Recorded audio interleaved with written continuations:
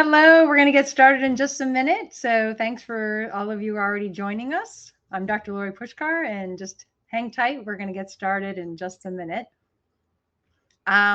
You actually have access to your chat because a lot of this is going to be interactive. So I'm not going to answer everything every second, but just making sure your chat is working. If you want to do that now, you can send over a quick hello, and we'll make sure we get that taken care of. Okay. Hope everyone's having a good evening. And we're going to have some fun. So, hi. So, Teresa's here. So, hi, Teresa. Hi, Stella. And Lori. Hi, Lori. It's Lori. All right. We just had Chelsea join us. Hello. I see AL. Hi. She didn't say hello, but I see her on the screen. Hello. Hello. All right. Here's everybody. We'll give everybody one more minute. According to my phone, it's only 6:29, so we'll give everyone about another minute to get started.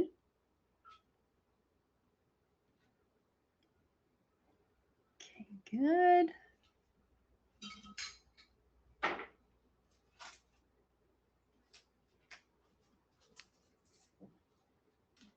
Good, we have everybody here. All right, good. All right, so we're going to get started in just a minute. Just a little bit of admin as a recap here.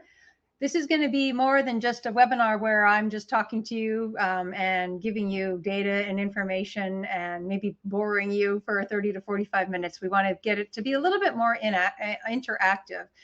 The reason for that is I really want to know what it is you're struggling with, whether that's just being a woman at whatever age you're at, or possibly hormones specifically, something that we haven't talked about before. Some of you watching and partaking right now are patients, some of you are not. So we have a little bit of a mixture of who we're going to be talking to. So we're going to be doing some very specific pearls, so to speak, and then some very general ones just for everyone's viewing pleasure. And then again, we're going to talk about different things in women's health and women's hormones. And then we'll do a little bit of an open discussion. So just making sure that your chat is working. Okay, good. So it looks like we can get started. So it's 6:31. All right. So the first thing is I just wanted to talk about women's health in general. And a lot of what you're running into is unfortunately due to the modern medical way of looking at dealing with and handling women, which, as you have, I'm sure, experienced, isn't really optimum for women in general. And I spent a lot of time outside of working with patients is either talking to women or talking to fellow colleagues, finding out what they're running into. And one of the things is that most people really don't understand the female body. And the difficulty there is then how are you actually, in my opinion, as a woman, really going to handle me correctly and give me the support I actually need? And how am I going to know, or how can I measure that what you're doing is everything I need? And some of it's blatantly obvious that you go to the doctor and you just don't feel heard, and that's an easy one. But sometimes you're just wondering if there's more that could have been done or should have been done. And then how do you measure against that, or how do you find out who would actually know? So a lot of my spare time is trying to get these questions answered and finding out what's actually available out there, what you're either being told or not being told, and then trying to come up with the solutions as far as your personalized program, especially for those watching and participating right now that are patients of mine, is always me being a perfectionist, is trying to stay on the cutting edge and keeping everything up to date. So that's one of the biggest challenges. So let's talk about whether anyone knows this or not. Here are some specifics for you. The first thing is that every woman is probably about at least 8 to 9 different people throughout one lifetime. So of course you're always you, but your body changes about every decade. And why that's so significant is it explains a lot of why you can't figure yourself out and others can't figure you out, is because they're forgetting and or not really looking at you, realizing that if you're in a new decade of life, that pretty much everything you did the decade before just gets tossed to the curb. So a lot of that should just give you peace of mind that whether you like that statement or not, at least it'll help. You're like, oh, well, that explains it. I'm 35, and that kind of explains why what I did at 25 isn't working anymore. And or you're 55, and you're like, oh, well, that explains it. I'm no longer 35. That explains why my diet, my exercise routine, my little go-to items, my health hacks that I learned about myself aren't working, is because unfortunately they all disappear about every 10 years. Now, the reason for that, and I'm not going to blame one particular hormone, but one that you can easily measure and watch the pattern that correlates with this change, is estrogen. So you actually have approximately 50 hormones in the body. And this is part of the problem of why you can't figure yourself out, nor the medical model can really do you justice, is because they're only concentrating on 2 or 3. So as a woman, they're looking at you as a woman, which is a good thing, but then they're also taking into consideration only those things about you that make you a woman. And they're usually only looking at estrogen, progesterone, sometimes testosterone. And then if you're pregnant or lactating, they might be looking at a few of the other hormones. So like the FSH or the LH, the luteal surge, etc. So at best, they're looking at 6 hormones, and what you really need to be looking at are 50. So this explains a lot, like I said, why you need to understand that every 10 years of your life, your estrogen levels change significantly. Now, not dramatically, but significant enough that the body is trying to do its job at 26 years old. And now it's looking at, it's like, it knows it's not 16 anymore. So you all recall your hormones at 16 were slightly different than at 26 and then 36. And if anybody watching, 46, 56, etc. And this is one of the biggest things that your moms and grandma wasn't or didn't tell you. So a lot of what you're running into is that because, and this is not an invalidation, the reason you didn't get this information from other women in your family is they didn't know how to communicate it, nor do they have a medical background. So what I'm trying to do is take the woman component, the fact that I have a mother and I had a grandmother, and also that I'm a doctor, and mixing those all together and trying to give you a viewpoint and a solution, a program, an outlook, and some help that probably not many other people can give you.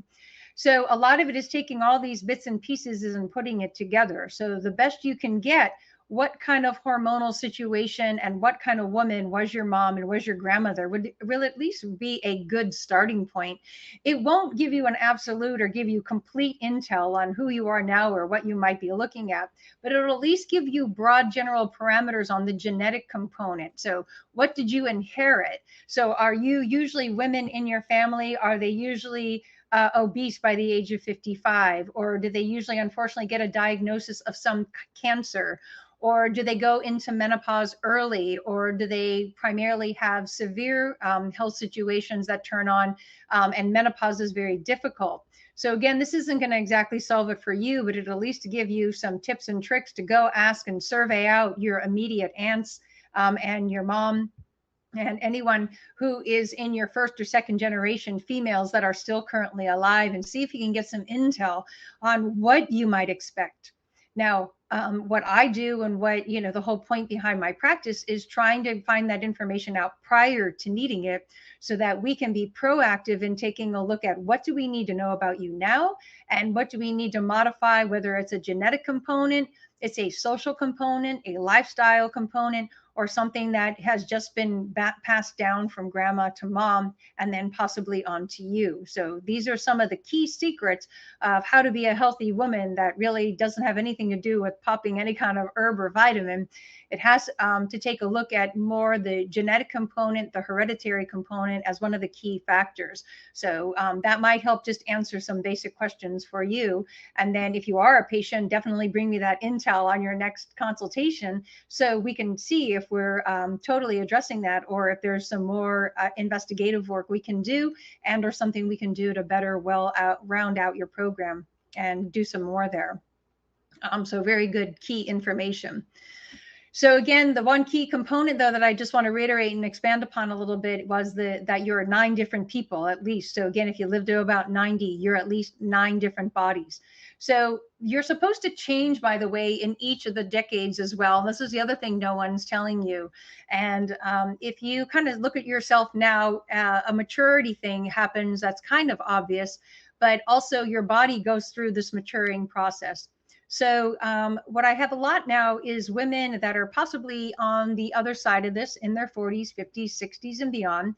And they're kind of invalidating themselves and feeling bad because they don't have that go-getter attitude and wanting to set the world on fire that they did when they were 25 and 35, and they're struggling with that. And I just want to tell you, it's actually a natural progression. So I'm not saying you have to embrace old age or just give in to becoming, quote, an old lady. What I want you to do is embrace the process and know that you're going to have the opportunity as time goes on to be someone different than who you are now, and actually not have to apologize for that. So if you take a look at through history, traditional cultures, and tribes, who were the people in the community that really, in a very positive way, got to kind of sit around and not do very much, but were very valued, were always the elders of the communities or the wise men. So these were always the ones that probably were the oldest ones in the community. They had a value, but they have a much different value than possibly they did 50 years prior, where at that point they were probably the hunter or the gatherers, and they were required for keeping the tribe or the civilization alive and prevent them from starving. But now that 50 years has gone by, their bodies have changed, their role has changed, therefore their responsibilities and who they're allowed to be also are allowed to change. So if you're struggling or it's an internal battle you're having with yourself, you need to stop it. Basically, is start coming to terms with and looking forward or grasping who you are now. And then that's actually part of the genetic line and the point behind the cultures. It is a circle of life. What needs to happen with more women is you need to embrace that circle. Now, does that mean, you're going to go sit in your living room and knit sweaters all day and not work? No, of course not. What we're talking about here, though, is that if you're choosing to cut back your hours, or you're choosing to work with a different clientele, or if you want half of your work week to be more being a role model and teaching and training and helping others, as opposed to being the one doing it, then as long as that's an opportunity, whether in your company or your career or your position, I would, like I said, try and embrace that. So you should have gained and gathered valuable knowledge after 20, 30 years in the workforce, that probably the better role for you would be to pass on this information or at least document it. So then that way it's there either for yourself, your colleagues, and for others in the future. So again, starting to take a look at this womanhood in a more positive light, that looking forward that you're going to get to be different people. Now, what this has to do with your health overall, now that you see the viewpoint, the biochemistry and physiology behind it, is that you're also going to be changing your exercise routine, your dietary program, and your nutritional supplements about every 10 years or less, but at least every 10 years. So if you're struggling with the fact that what you used to do is just gobble down protein like there was no tomorrow and you did awesome, and your gut's kind of telling you like, hey, whatever you did this morning, we didn't like it. One of the key things about really taking care of the woman and the woman's health is being in good communication with your body and listening to it. So this is actually something I have to teach my patients, because it's one of the key reasons why you have symptoms and you're not doing well in the first place, is that your body is trying to tell you what's happening, and unfortunately you're really not listening. So instead of getting all caught up and an upset about the symptoms that organs or systems might be giving you, try to remain neutral or calm and look at it as just data, or it's just information. So it's like, hey, wow, my stomach's feeling really sore today, or wow, I have this really odd, deep, boring pain on my left hip. So before we get all upset about it, let's just first try and figure out, it's like, okay, left hip definitely trying to tell me something today. So I'm almost being half kidding, half serious when I'm about what to say here. is you almost go and talk to your body, and you don't literally have to do it, but just be like, okay, well, okay, lift hip. So what's your deal today? So you weren't being cranky yesterday. It's like, what did I do today that was different than yesterday? Oh, I did that extra 10 minutes with my trainer today. It's like, okay, left hip was like, hey man, we didn't like what you did. It's like, you kind of pushed the limit. Now, what we have to determine over the next few days is how severe of a situation is this? Is the pain continuing and getting worse as the days go on? Then you're going to need to have a conversation with your personal trainer and say, this is a little bit too much. Or is it just the body complaining? They're like, wow, that was some workout we did today. But by the next morning, you drink some water, you get a good night's rest, and it's gone. Then that's just the body being like, wow, you really, used us today, but not in a bad way. So the first thing that you need to take a look at is anytime you have an organ or a system or a body part complaining, take a look at what it is, what the complaint is. And the easiest thing to do would be to ask yourself, did you change anything and change it rather recently? So the really good thing about the woman's body is it usually will tell you within about 72 hours what you did right or what you did wrong. So that's not an absolute, but it's at least a good guide. So if you wake up with a headache on Monday and headaches aren't really your thing, I would take a look at what you did dramatically different Friday, Saturday, or Sunday, and most likely the answer to the headache is in there. So really being in tune with your body, really taking a look at what's going on, literally or proverbially, or however you want to take a look at it, almost just talking to it and trying to find out is like, what's happening in there? It's usually just a signal. The next thing then is as far as, really getting to know your body. And then we talked about the diet. That's the next key area. So diets are unfortunately over the 10 years, they're going to radically change. And here is my biggest secret on knowing what to eat. It's probably the number one complaint or concern. And every time I ask women, what do you want to know more about? They're like, I need to know what to eat. And the problem with that is probably the most difficult thing to answer because it's a personal choice for you. And then also we have to get the cooperation of the body. So it's not as easy as it sounds. There are some parameters, though, of things you should and should not eat, which we'll discuss in just a moment. But the key one is that you're going to have to listen to your body. So the first thing is that whatever it's craving, as long as it's healthy, go with it. So if your body's like, hey, we could really go for some black olives, don't question it. Just eat some black olives. Your body has this internal machine, kind of like in a computer. There's the hard drive and then there's the software. And basically, just like your computer will tell you when things are going well or not well on the inside, you'll get kind of a red flag or a notice on your screen. Your body does that. It's just that we're not trained to listen to it as well as we are the computer. So if the body is trying to solve a problem, this is what it literally does. And I know I'm being silly, but literally, if you just follow along, it's kind of like biochemistry for kindergartners here. So let's use the black olive example. So you're about to start going through menopause and things are getting a little bit funky, but not too bad. And your body knows it, by the way. It can sense it. It's like, uh-oh, here we go. So the body's like, okay, so I need some more hormones in here because there's not enough of any one particular hormone. I just need some extra raw materials floating around because it looks like we're going to be going into menopause in the next few months and I have to start stocking up my reserves. So what's the body going to do? It's going to be like, okay, so I think I need some good quality hormone material. Now, hormones are primarily made out of cholesterol. So the first thing it's going to do is go like, okay, so where over the past 45 years have I seen her eat things with cholesterol? What do I remember? So literally your brain goes into the filing cabinet and it's like, okay, cholesterol, cholesterol, cholesterol, and pulls out, look at this, cholesterol. Looks like she's a big fan of black olives. So brain sends a message down to the stomach and says, hey, stomach, please start telling her to crave black olives. And stomach's like, okay. So it sends out the message and you're like sitting at work and it's time for lunch. And you're like, you know what? I could really go for a salad, but I really want some black olives on it. Or you're sitting at home at night and you're just like, why am I craving black olives? Well, part of it is you, and part of it is the innate intelligence of your body saying, hey, I want you to eat some more black olives. So go with it. It's usually your body trying to solve a problem.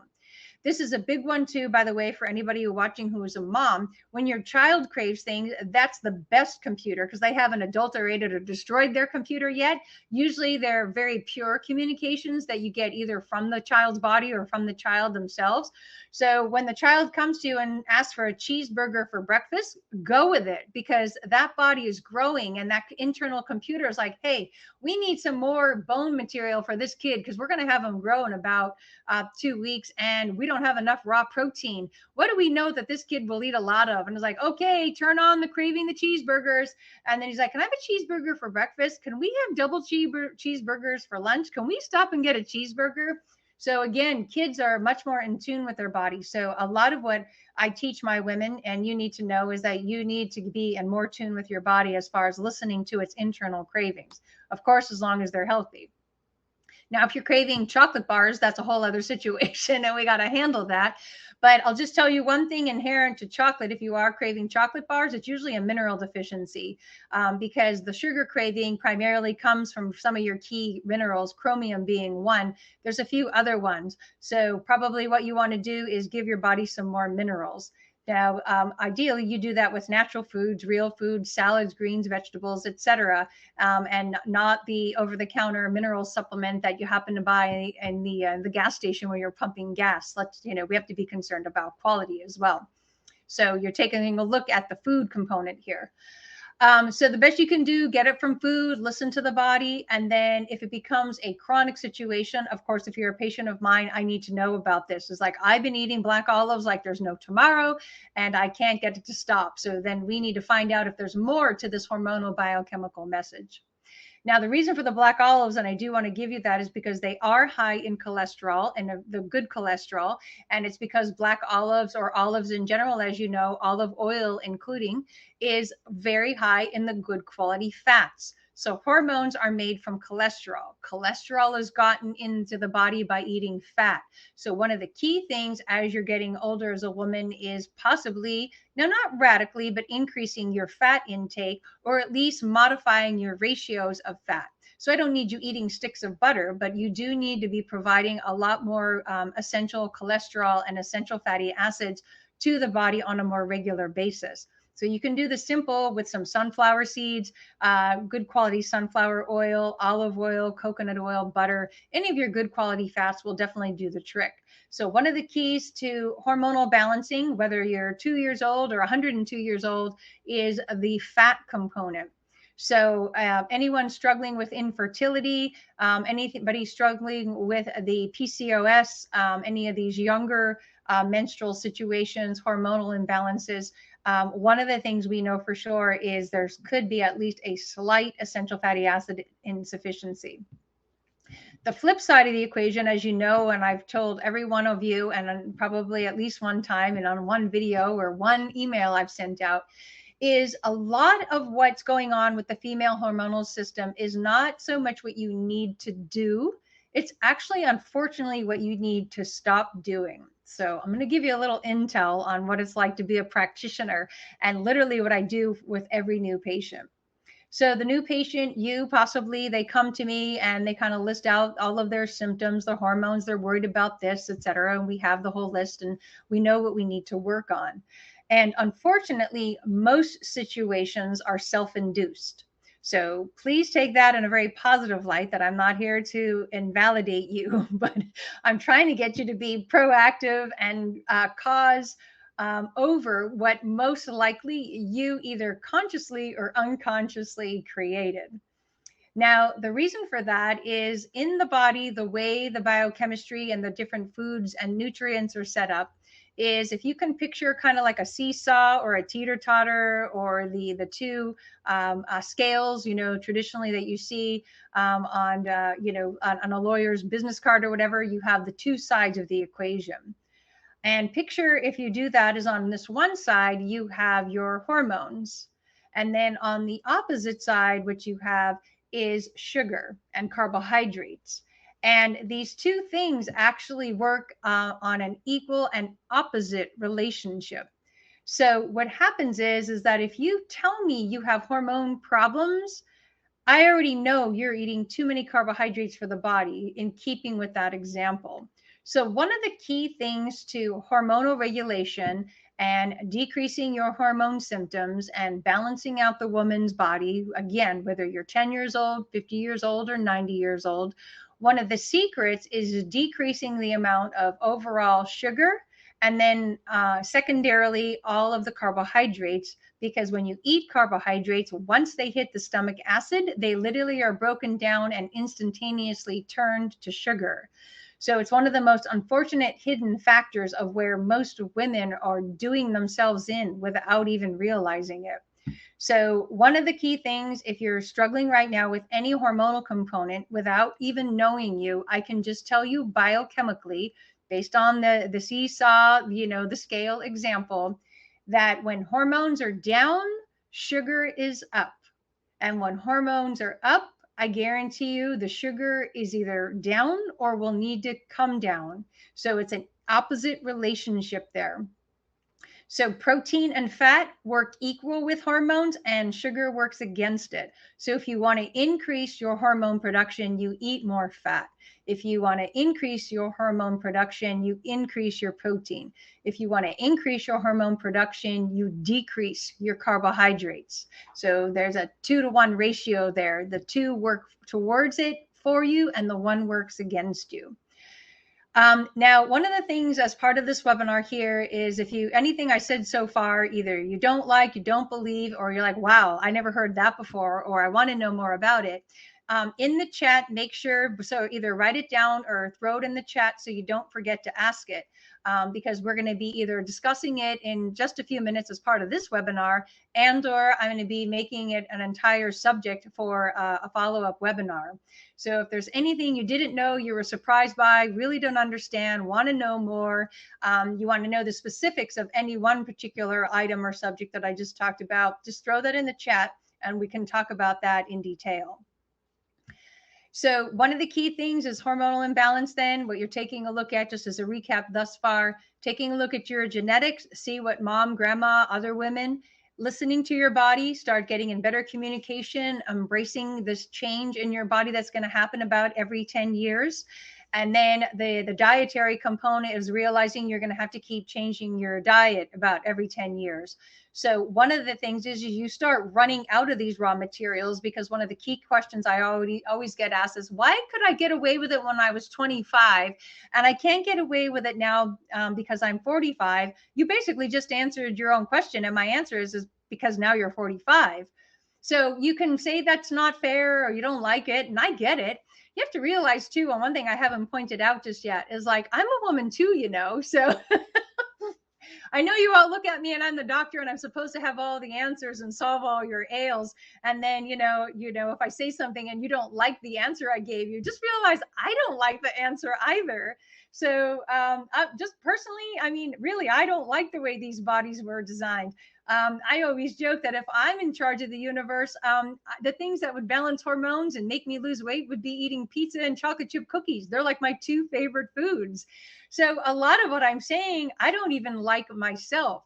But the whole idea is I want to be here as the hub, the person to help you. So in case you're wondering why you're struggling, you might not like what the reasons I give you, but at least you know and you understand. But I'm in this same mess that you are. And it has been quite a challenge. And, I'm 52. And it's been quite a challenge for me, at least every decade, if not every 5 years of every decade. And, if there's anybody's body who's thrown me curveballs, I'm like, what's this all about? Especially knowing what I know and applying it to my body, I'm almost shocked that the body can just betray me to that magnitude. I was like, wow, like, okay, what do you need from me now? So a lot of the clinical miracles, a lot of my clinical successes, a lot of the wisdom that I have to pass on to you has actually come from my own trials and tribulations. But, first and foremost, I'm here as a fellow woman. And then secondarily, I'm here to, again, give you the intel that no other woman that you possibly know can give you, because they just don't have the medical background or the science, the biochemistry, or the physiological understanding that I do, to at least tell you and explain to you why you don't like the things that we have going on. So again, if there's anything more you want to know, we're going to come up for the second part of the discussion in just a minute as far as the webinar. So let me know if there's anything you want to discuss. I won't say your name, by the way, so you can just privately put it in the chat, and then I'll just read the questions and we can talk about what's happening there. So now that we covered a few key components, we're taking a look at that, recapping just with the diet. So the bottom line is, and this is why obviously I have to work with patients and we do a personalized program, is we have to figure out what the perfect diet is for you. So let's say, for example, your body is craving fats, but you despise black olives. Then of course I'm not going to recommend black olives. You don't like them. So we have to get creative on what other sources of good quality cholesterol or good quality fats would be right for you. And then the secret to the carbohydrates is basically the lower the better. There's no such thing as not eating enough carbohydrates. The way the nature designed the planet and our food sources is there's always carbohydrates. Protein has carbohydrates. Vegetables have carbohydrates. So the way that the mechanism was designed on what the planet thought, let's say, fellow man was going to be running into, they never thought that there would be a deprivation or a problem with carbohydrates the way we have made it a problem in modern times. The body really thought there were going to be other challenges, not this one of eating, quote, too many carbohydrates. So when people ask what is low, it's as close to zero as you can possibly get. The most effective and efficient fuel sources are more protein and fat than it is carbohydrates. And then I always run into, well, what about when I exercise or my coach didn't, told me not to do that? And that's basically because your coach didn't understand anatomy and physiology. What the simple example is just like making a campfire or a fire in your fireplace. There is a certain ratio to large logs, and then kind of the middle, the little sticks that you use, and then the little bits of either brush fire, grass or newspaper. And there's a certain ratio of those three items that you use to build a fire. Well, your stomach is literally the campfire or the pit, so to speak. And all you want to be doing is throwing in the correct amount of the different types of wood or wood materials. And what we've done with our stomachs, with our digestive tract, with our metabolism and modern day society, we have totally almost inverted the amount of protein to fat to carbohydrates we're supposed to be eating.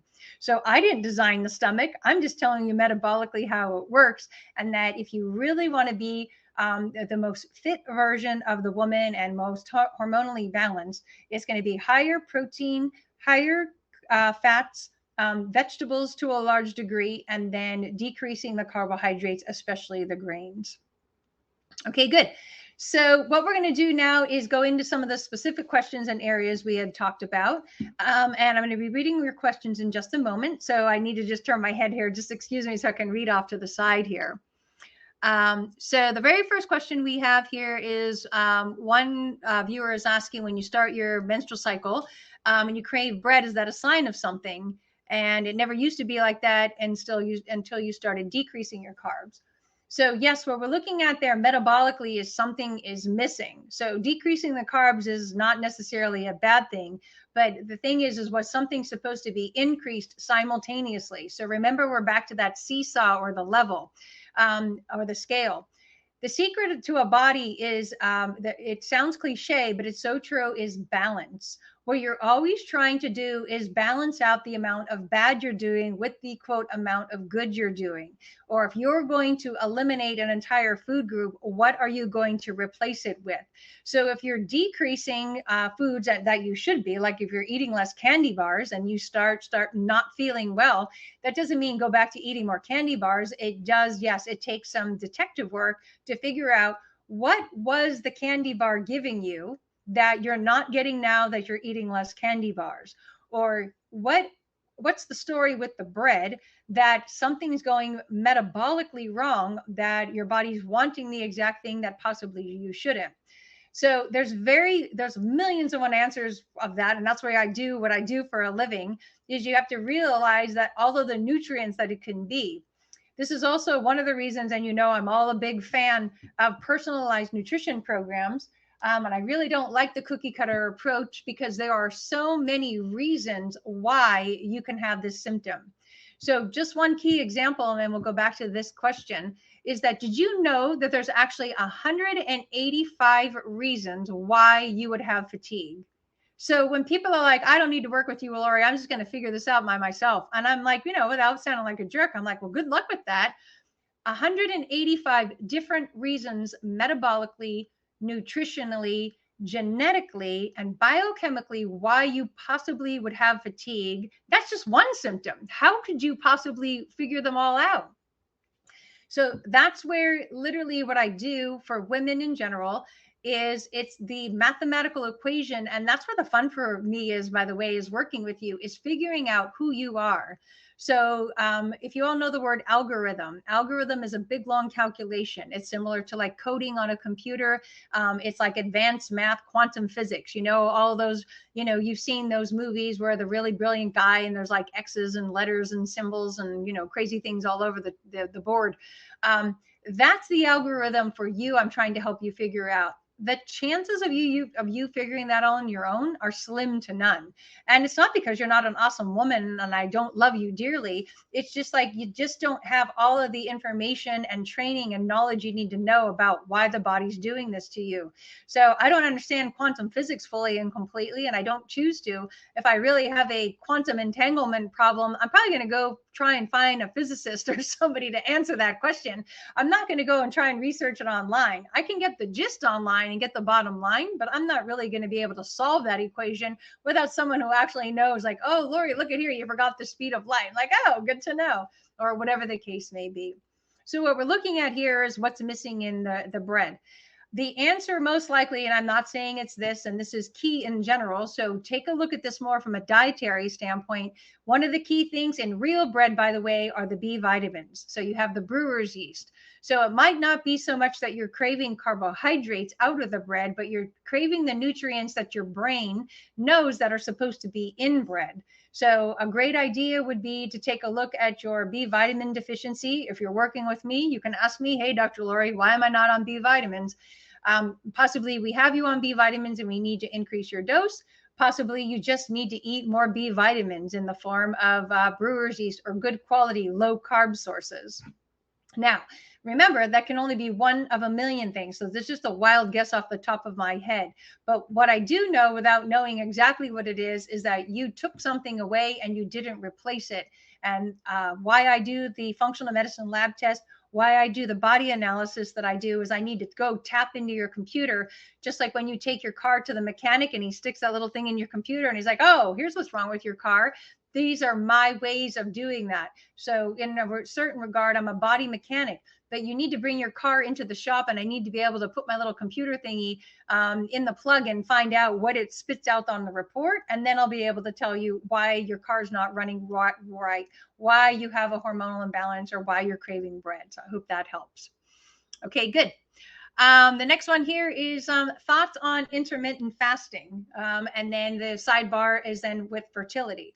So I am all for intermittent fasting. What I am not for is trying to do it based on somebody online telling you exactly how to do it. So if I can give you I'm going to give you all the secrets. If I can give you one of the biggest secrets to my success in handling patients differently than other practitioners is that you must do everything on a gradient scale or baby steps or on a step-by-step approach. I don't care what verbiage you use, but on a gradient. So am I a proponent of intermittent fasting? Absolutely. Am I a proponent of everything you're reading online? Not at all. So in keeping with the secret, step 0, secret 1 or secret 0 is staying in good communication with your body. I would do it on a gradient. So the first day I would fast and I would possibly do 6 to 8 hours and see how that went. The next day I would do 8 to 10 hours. The next day I would do 10 to 12, et cetera, et cetera, et cetera. Now, the secret in there is there's going to be one time frame where your body's going to be like, excuse me, knock, knock, knock. Whatever you did, we didn't like it. You'll get a headache. You'll feel terrible. I don't know. Your body will give you a sign or a symptom. And if it's not telling you flat out just harmed that organ or area, but it's at least telling you what this new symptom is too much, too fast, too steep of a gradient. You skipped over 7 floors. We went from the first floor to the 9th floor. Whatever the case may be, it's your body's way of saying you did too much. So the secret there is just go back to when it was going well. So if you were doing consistently well every day, you had more energy and you felt like you're getting your mojo back and you were doing a 10-hour fast, go back to 10 hours. But you're like, oh, but Dr. Jones said it has to be 14 hours or it doesn't do any good. Or the woman that, Oprah says to follow, she says that if I'm doing anything less than 18, I'm a wimp. You need to stop listening to these people who don't know you. Again, it's another reason why I really want you all to be patients of mine is you need to hear from someone that actually has your best interest at heart and you have a one-on-one relationship with, because my hidden agenda is just to help you figure out your own body. And these are the little intel and the things that take. All for intermittent fasting definitely has my stamp of approval. Secret is finding out your own particular gradient and sticking to it. The last key thing there is that as we're talking here today is it's more about women's bodies. Your husband, your significant other, your brother, your son, a male body, whoever that is, they're going to be able to do it much differently than you. So don't feel like you're being a wimp that your significant other can do 15 hours and you can only do 10, or your son can do 20 hours and you can only do 5. You're not your son. You're not a 13-year-old boy. You've never a 13-year-old boy. So stop comparing yourself to others. So that's where the genetic component comes in, the hereditary component comes in, is you need to start comparing yourself to you. So if you take a look at yourself and you don't like who you are because you don't like the weight you're at, you don't like your mood or mental stability or lack thereof, or you don't like the way your clothes fit, or you don't like the way you feel hormonally, that's totally fine because you're comparing you to a prior you when you were doing much better. That I allow. But this all comparing yourself to anyone else, they're not you. They don't have your genetics. They don't live your life. They don't have your metabolism and they don't have your biochemistry. So I am a proponent for you to go online and learn whatever you like, but I'm completely against you implementing any of it until we can determine that it's right for you.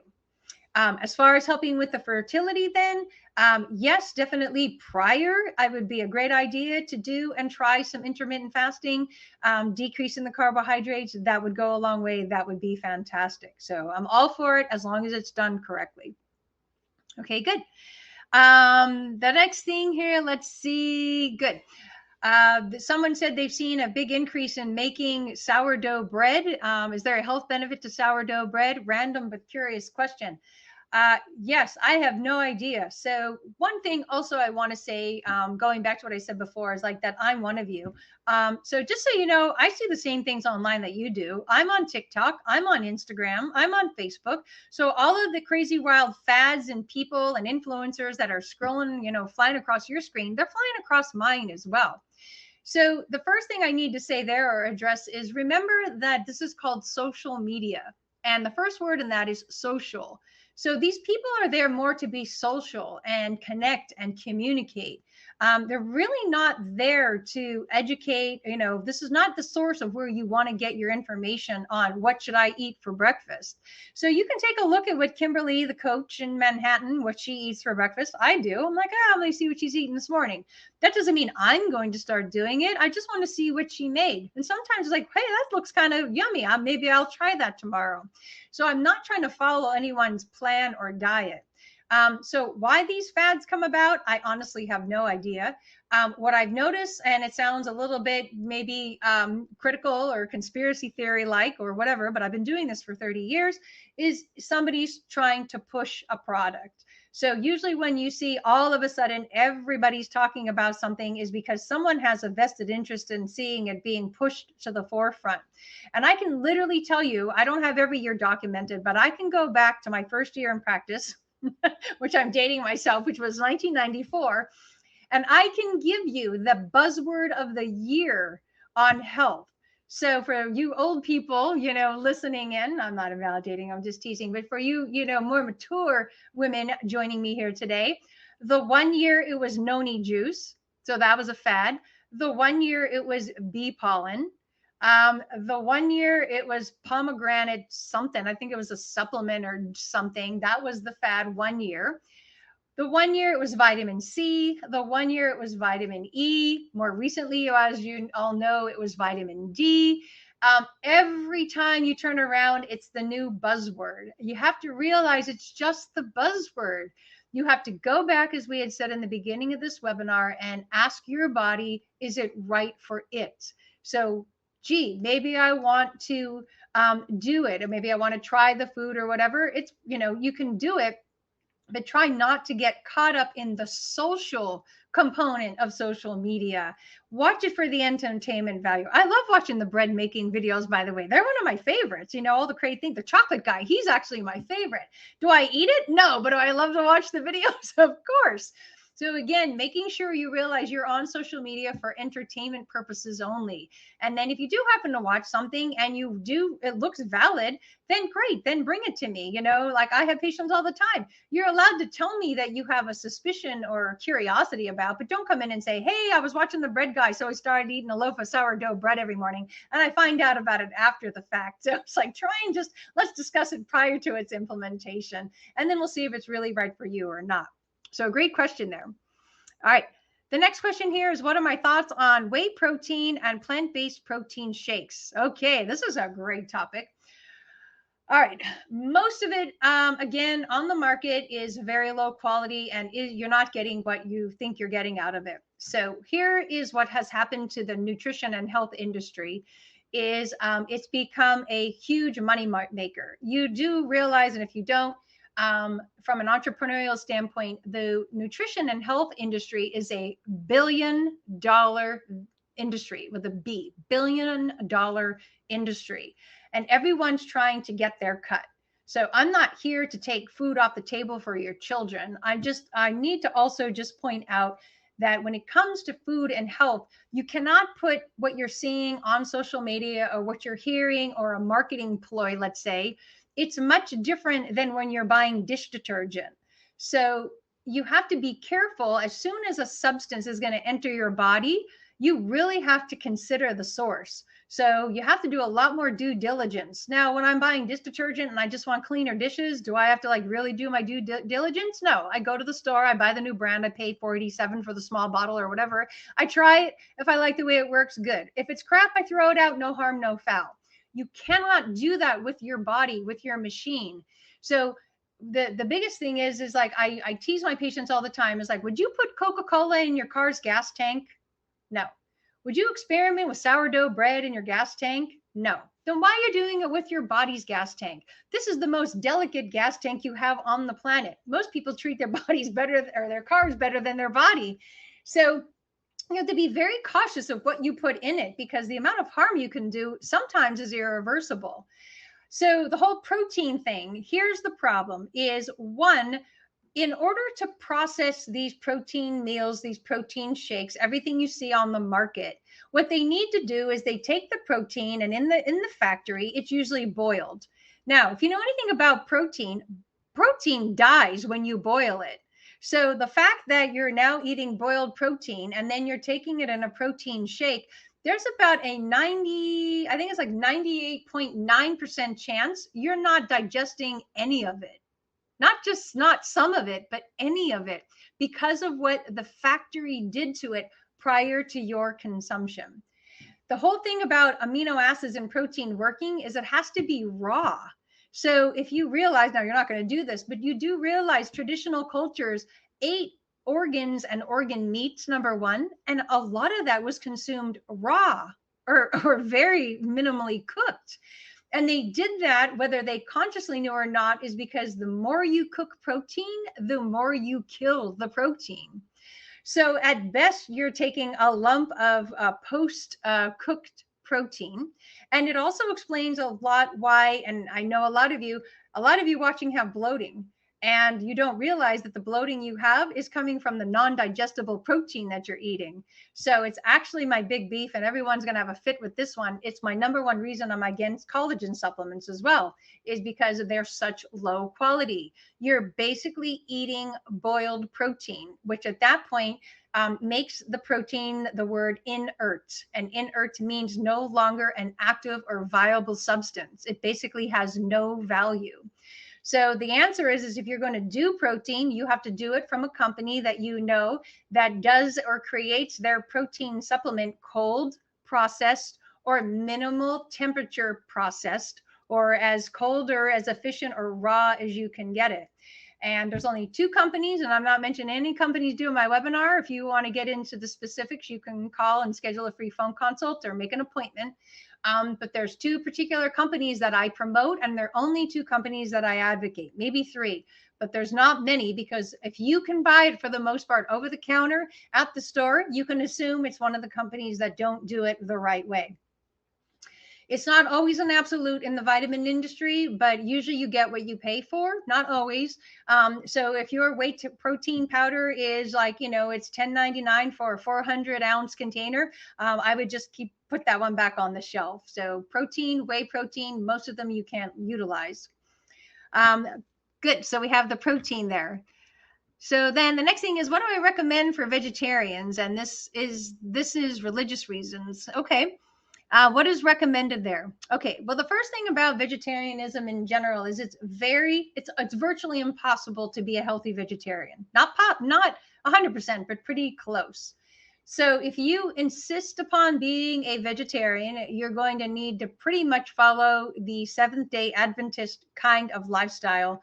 Or if you are a traditional Muslim, or you have access to traditional eating and diet from the Islamic nations, can't be any American version of that. It's got to be the traditional foods and the traditional recipes.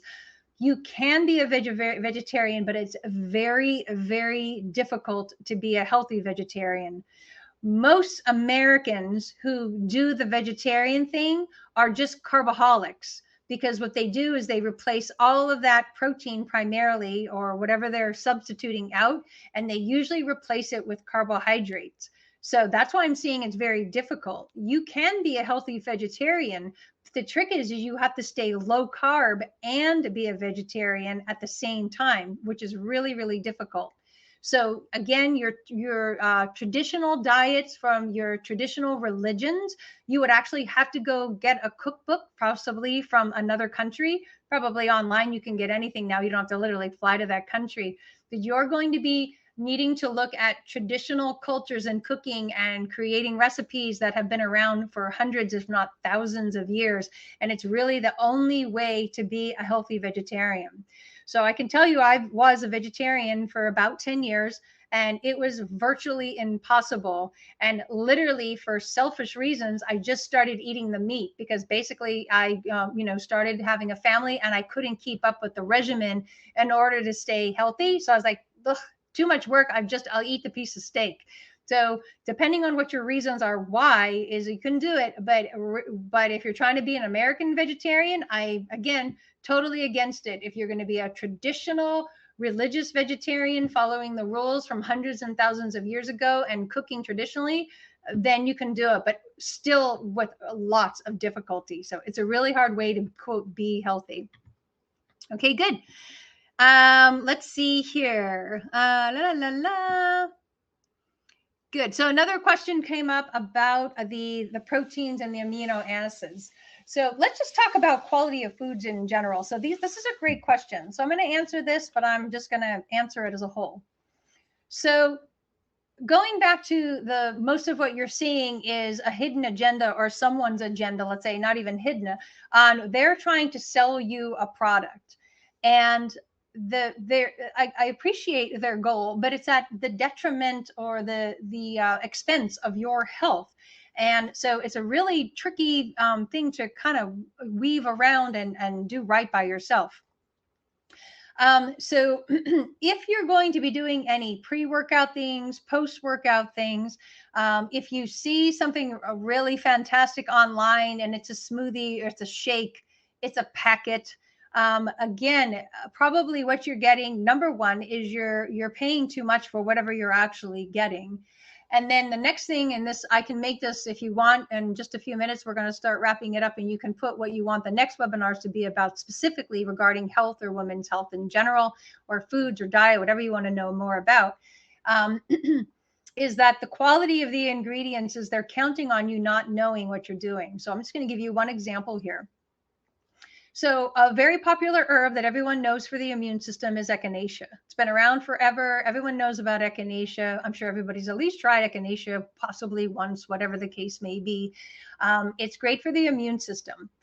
What the advertising industry, the marketers, the nutritional and health industry are counting on is that you know nothing about echinacea and that they can just put the word sticker level, echinacea, and you just buy it, thinking you're doing right by yourself and right by your immune system. The problem is that when you do the research and you know about echinacea, there's only one part of the actual echinacea plant that actually has any immune value whatsoever, and it's the root, ROOT, the root. So if you're taking the stems, the buds, the flowers, the other pieces, I can't remember all the parts of a plant, but if you're ingesting any other portion of echinacea besides the root, it's giving you absolutely zero value. Zero value, not like 10 or 20 or zero value. So this is why I'm a health nerd. I have spent 30 years memorizing all of this kind of stuff to protect you and help you expedite your journey to perfect health, perfect hormones, and the most absolute perfect you. So the problem is most of what you're seeing is it's not the quality. It's not the correct part of the vitamin, the mineral, the herb, or whatever it is that it's saying on the label. And then if you don't know the company's manufacturing processes, most likely, even if they started with the echinacea root, by the time it got off the assembly line, it has been so overheated and so pulverized that it has virtually no value by the time it gets put into the bottle to get sent on the truck to the local store. So there's this whole cold processed or minimally processed thing you need to know about the health and nutrition industry. And most companies are not following that. And they're just trying to get the product out there as fast as they possibly can. So one of the things is considering the source. So if you're taking health advice from anyone who probably isn't, I call myself Dr. Nerd. If you're not a Dr. Nerd, probably you don't want to be taking health advice from that. And it's it's a very rampant, unfortunate thing. A lot of my examples, so you can take a look on how you should view your health, is let's say viewing your finances. So who do you take financial advice from? Somebody wealthy or doing well, or someone poor who's struggling? So you really have to consider the source of where you're getting your information from. So when someone's like, "Hi, you should drink this packet of magic potion, every morning," I want to know who's telling me to drink this magic potion. Who's the picture of the face? Do they have any nutrition or health background? And then what company are they sponsoring? And does anybody in that company have any health or nutrition background? You'd be surprised. And then you have to know all of these little things about considering the source, like where does it come from? Is it echinacea root or is it echinacea flower? And this is true for every herb and vitamin, by the way. We could literally spend hours and I could give you the list of every single vitamin that's synthetic and every single vitamin that is natural. So that's why I'm always about trying to get you to listen to your body, eat the correct foods, and only supplement the least amount possible with whole food nutritional quality supplements or minimally processed or raw materials, whether that's vegetables, protein, etc. And it's why I only advocate or promote a handful of companies, is because most of them don't pass the Dr. Lori nerd test for quality. And that for me is what it's really all about. This from anything else in life. When you buy that $5.99 shirt from one of the discount stores, you're not going to have that for long. It's not going to last a lifetime. But you also know that if you invest and you buy the beautiful blouse that probably you paid upwards of $100 or not more, but you can see it's made with quality material and the buttons are just right and the thread is just sewn and all the lines are perfectly equal, there's probably a guarantee, there's a good chance you're going to have that blouse for years to come, maybe decades to come. I have a few blouses right now. They're from before my children were born, and I'm not even going to tell you how old my children are. But the point is that there's a quality component that everybody's overlooking. And again, the advertisers and marketers are counting on you overlooking that fact. So what I tell my patients is that you need to become more of a food snob, or you need to become more of a health snob. because you're being taken advantage of, and you're not keeping in your own personal integrity enough. Like if you looked at a store like, oh, I would never wear that blouse. Look at that, $5.99, and you can see the strings hanging off the bottom. You need to kind of look at that when you're looking at your food, you're looking at your supplements. You need to kind of turn your nose and like, ugh, I would never do that vitamin from that discount store, because it's about the same quality. So that's a big part of what you're looking at there. Okay, good. Any other questions that anybody has on anything? So this is kind of now the open forum. So do you have anything before we wrap it up here that you want to know personally about yourself, and or suggestions, comments about the next seminar, webinar that you want to do? So if there's anything you want to know, anything we didn't cover, if it comes to you after the fact, just send me an email, get in touch with my office and be like, hey, this is what I want to know more about. This is what I really want to learn about. This is, what is important to me. But otherwise, I hope you got at least one valuable thing out of this past hour. I immensely enjoyed sharing my wealth of knowledge with you. I love all of you like you're my sisters, and I really want to see you all do well. If you're patients, I will see you at your next consultation. And if you're not, please set up a free phone consult so we can get into your health story and I can help you be the most amazing woman you can be. So thanks so much for joining us this evening. Enjoy the rest of your evening, and we'll talk again soon. Bye.